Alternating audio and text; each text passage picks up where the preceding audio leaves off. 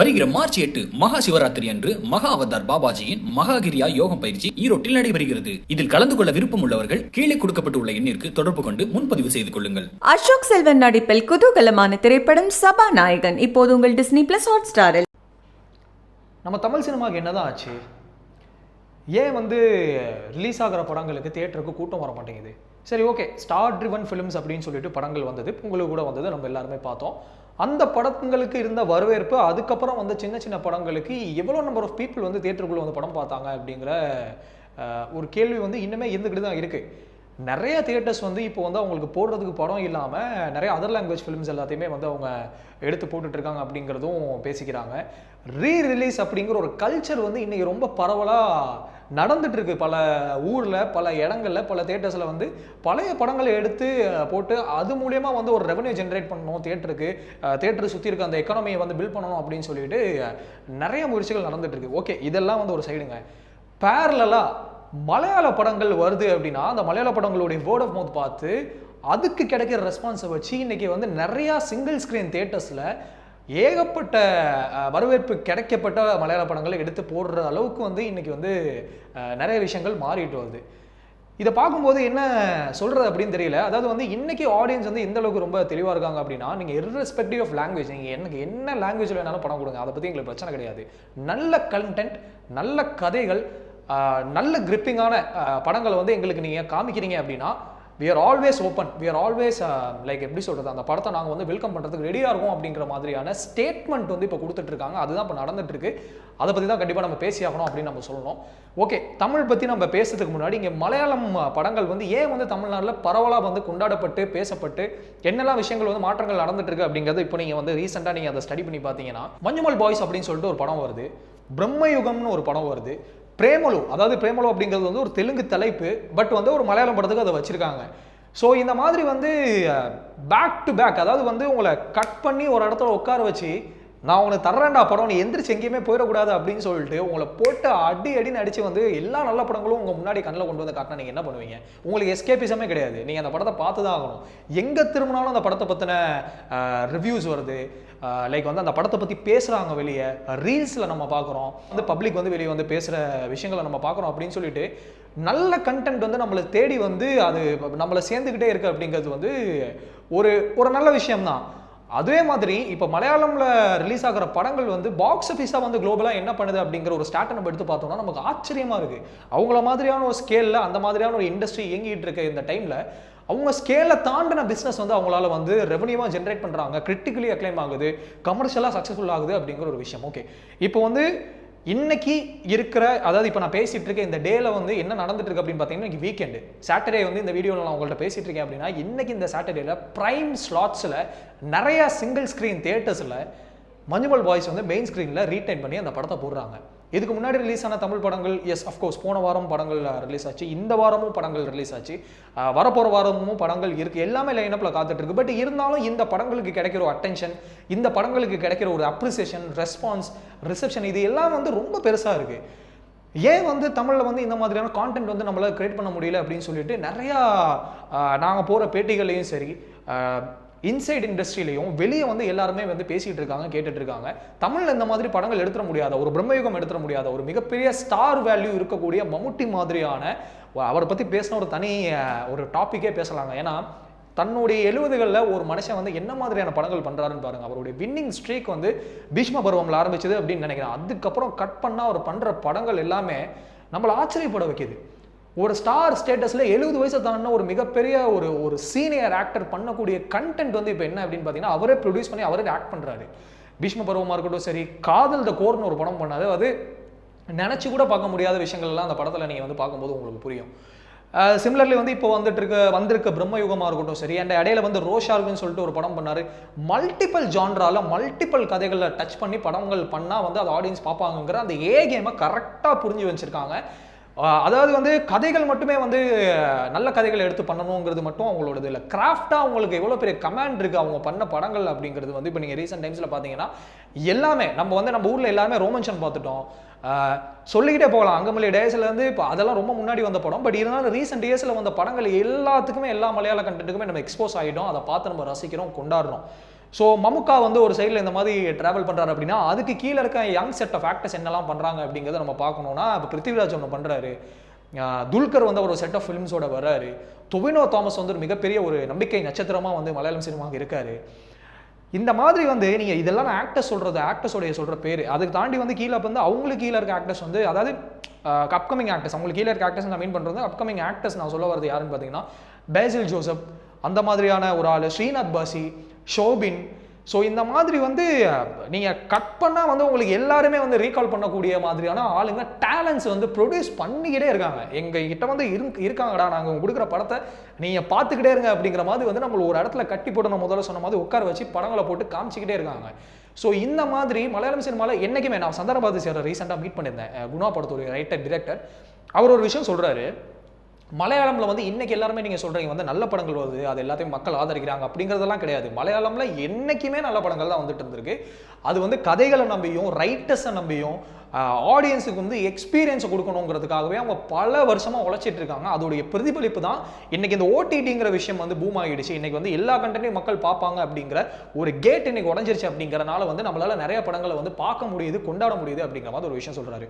Pretty fair தான் அவரை மாதிரி ஒரு சீனியர் டைரக்டர் அந்த விஷயத்தை அவர் சொல்லும்போது ரொம்ப ஃபேரான பாயிண்ட் தான் அவர் எடுத்து முன்வைக்கிறாரு. என்னைக்குமே அவங்க நல்ல படங்கள் தான் கொடுத்துட்டு இருக்காங்க, நல்ல கதைகள் தான் கொடுத்துட்டு இருக்காங்க. நம்ம வந்து இன்னைக்கு அவங்க கவனிக்கப்படக்கூடிய ஸ்பேஸ்ல நம்ம வச்சு பார்க்குறோம் அப்படிங்கிறத நம்ம சொல்கிறோம்.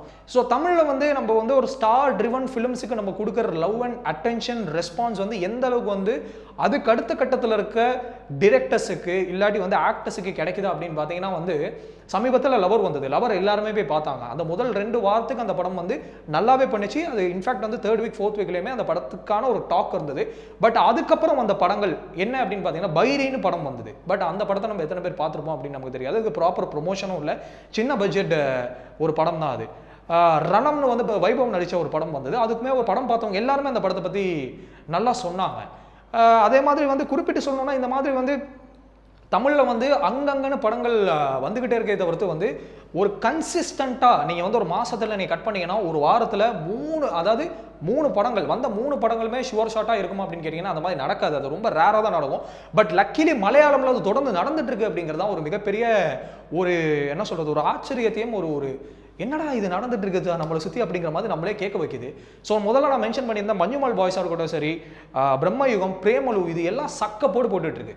இதெல்லாம் வந்து கன்செக்யூட்டிவ் வீக்ஸில் வந்த படங்களாக இருந்தாலுமே இதோடைய டாக்கு இன்னைக்கு வந்து தமிழில் வந்து முதல்ல நான் சொன்ன மாதிரி தான். அதாவது ஒரு எந்த ஸ்டார் வேல்யூ, எந்த ஒரு நோன் ஃபேஸுமே இல்லாத ஒரு போஸ்டரில் வெறும் word of mouth, purely word of mouth மூலியமாக மட்டுமே வந்து படங்கள் வந்து இன்னைக்கு வந்து ரீச் ஆகிட்டு இருக்கு மக்களுக்கு அப்படிங்கிறது தான் ஒரு மிகப்பெரிய ஒரு ஆச்சரியமாக இருக்குது.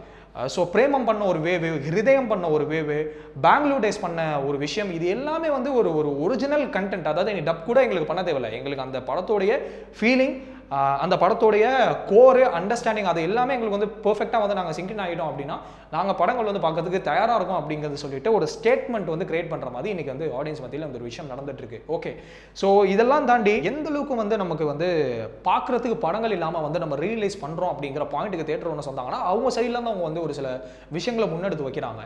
சின்ன படங்கள் வந்து நாங்கள் ரிலீஸ் பண்ணாலுமே அதுக்கு கூட்டம் வர மாட்டேங்கிறாங்க. அது கூட்டம் வராதனால தான் நாங்கள் வந்து பழைய படங்கள் எடுத்து வந்து நாங்கள் ரீரிலீஸ் பண்ணுறோம் அப்படிங்கிற ஒரு பாயிண்ட்டை வைக்கிறாங்க. Okay, accepted. அதே மாதிரி வந்து வர்ற படங்களுக்கு, புதுசாக வர்ற படங்களுக்குமே பெரிய அளவில் வந்து ஒரு ஒரு ஒரு ரிசப்ஷன் இருக்க மாட்டேங்குது எங்களுக்கு. அது வேர்ட் ஆஃப் மவுத் மூலியமாக வந்து ஸ்ப்ரெட் ஆகி அதுக்கு ஒரு நல்ல டாக் வந்து அதுக்கப்புறம் வந்தால் தான் எங்களாலையுமே அந்த படத்தை ரீட்டைன் பண்ண முடியுது. அப்படி இல்லாட்டி வந்து எங்களால் மஞ்சுமல் பாய்ஸ் மாதிரியானையும் பிரேமலு மாதிரியான படங்களை வந்து கொண்டு போய் நாங்கள் ஸ்க்ரீனில் போடக்கூடிய ஒரு நிலைமைக்கு வரோம் அப்படிங்கிற மாதிரி அவங்க சைடில் வந்து ஒரு விஷயத்த சொல்கிறாங்க. ஸோ இது வந்து ஒரு பயங்கரமான ஒரு அலார்மிங், ஒரு அவேக்னிங் ஒரு காலாக வந்து இப்போ பார்க்கப்படுது. வீடியோட அண்டர்ஸ்டாண்டிங்காக நான் யோசிக்கிறது என்ன அப்படின்னா, என்றைக்குமே ஆடியன்ஸ் வந்து தெளிவாக தான் இருக்காங்க. நாங்கள் நல்ல படம் கொடுத்தா கொண்டு வந்து பார்க்குறோம், அது வந்து நம்ம என்கரேஜ் பண்ணுறோம் அப்படிங்கிறது எல்லாத்துலேயுமே தெளிவாக இருக்காங்க. பட் அது எவ்வளோ தூரம் வந்து உள்ளே வந்து பார்க்குறதுக்கான விஷயத்தில் அந்த படம் வந்து எங்கேஜ் ஆகுறோம் அப்படிங்கிறது ஒரு பாயிண்ட் இருக்குது. ஸோ முதல்ல நான் சொல்லிட்டு இருந்த இந்த பைரி மாதிரியான படங்கள் வந்து ஏன் வந்து உள்ளே வர மாட்டேங்கிறாங்க ஆடியன்ஸ் அப்படின்னா, அந்த படம் ரிலீஸ் ஆனதே நிறைய நேரங்களில் நிறைய பேருக்கு வந்து தெரியாமல் போயிடுது. அப்படியே அந்த படம் பார்த்து அந்த படத்தை பற்றி பேசி எல்லாரும் உள்ளே வரதுக்கு அதுக்கு ஒரு டைம் எடுக்கப்படுது. பட் வேறாஸ் வந்து இங்கே மாதிரி மலையாளம் படங்களில் வந்து நமக்கு இமீடியட்டாக வந்து அந்த ஒரு ஸ்ப்ரெட் வந்து ஒன்று நடக்குது அப்படிங்கிறது வந்து அது கண்கூட நம்ம பார்த்துட்டு இருக்கோம் நிறையா படங்கள். இப்போ நான் சொன்ன அந்த மஞ்சுமல் பாய்ஸ் மூலியமாக மட்டுமே இந்த விஷயத்த வந்து நான் வந்து சொல்லணும்னு நினைக்கல. சென்னையில் எனக்கு தெரிஞ்சு நிறையா தியேட்டர்ஸில் நிறையா மலையாள படங்கள் வந்து பார்க்குறதுக்குன்னு ஒரு கூட்டம் இருக்குங்க.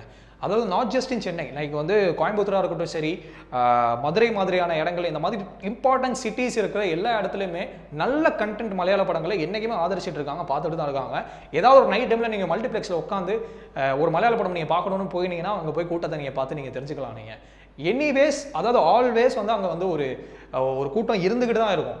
அது எப்படி பெருசாகுது அப்படின்னா இந்த மாதிரியான வந்து ஒரு எக்ஸ்ட்ராடினரி டாக், ஒரு ஓவர்வெல்மிங்கான ஒரு ரெஸ்பான்ஸ் வந்து ஒரு படத்தை கிடைக்கும் போது அது ஒரு மிகப்பெரிய ஒரு வேல்கனோ மாதிரி வெடிச்சு எல்லா தியேட்டர்ஸ்லையும் அந்த படங்களை போடக்கூடிய ஒரு தவிர்க்க முடியாத ஒரு சக்ஸஸாக பார்த்துக்கிட்டு இருக்கு அப்படிங்கிற மாதிரி தான் சொல்ல முடியும்.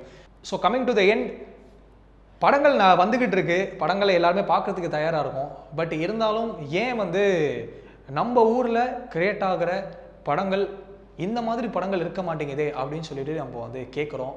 இது வந்து நம்ம கிரியேட்டர்ஸுக்கு கேட்கக்கூடிய கேள்வியா, இல்லாட்டி ப்ரொடியூசர்ஸ்ட்டை இது நம்ம கேட்குறதா, இல்லைனா வந்து இது வந்து ஸ்டார் ஆக்டர்ஸ்ட்டை இதை பார்த்து நம்ம கேட்கணுமா தெரியல.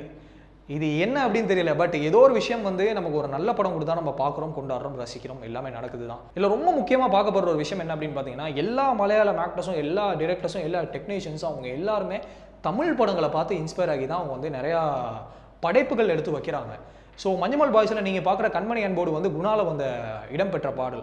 ஸோ குணா வந்து ரொம்ப வருஷத்துக்கு முன்னாடி வந்த ஒரு மிகப்பெரிய வெற்றி படம் கூட கிடையாது. ஆனால் அந்த படத்தில் இருக்க ஒரு எலிமெண்ட் எடுத்து அவங்க வந்து ஒரு படத்தில் ஸ்கிரிப்டில் இன்கார்பரேட் பண்ணி இன்றைக்கி வந்து நமக்கு அதை படமாக கொண்டு வந்து கொடுக்குறாங்க அப்படிங்கிறது எவ்வளோ பெரிய விஷயம்.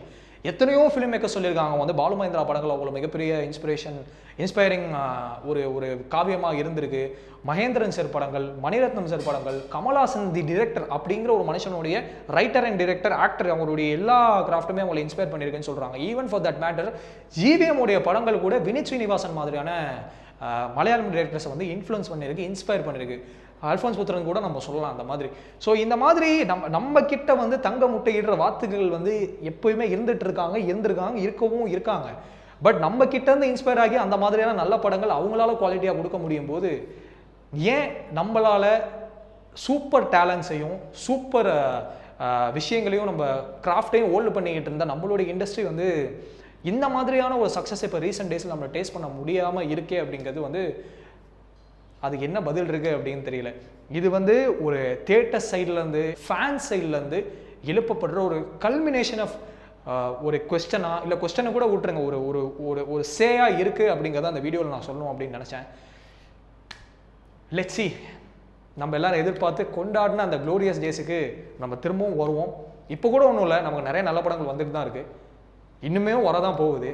But Tamil cinema we are looking forward. வருகிற மார்ச் 8 மகா சிவராத்திரி அன்று மகா அவதார் பாபாஜியின் மகாகிரியா யோகம் பயிற்சி ஈரோட்டில் நடைபெறுகிறது. இதில் கலந்து கொள்ள விருப்பம் உள்ளவர்கள் கீழே கொடுக்கப்பட்டுள்ள எண்ணிற்கு தொடர்பு கொண்டு முன்பதிவு செய்து கொள்ளுங்கள். அசோக் செல்வன் நடிப்பில் குதூகலமான திரைப்படம் சபாநாயகன் இப்போது உங்கள் டிஸ்னி பிளஸ் ஹாட் ஸ்டாரில்.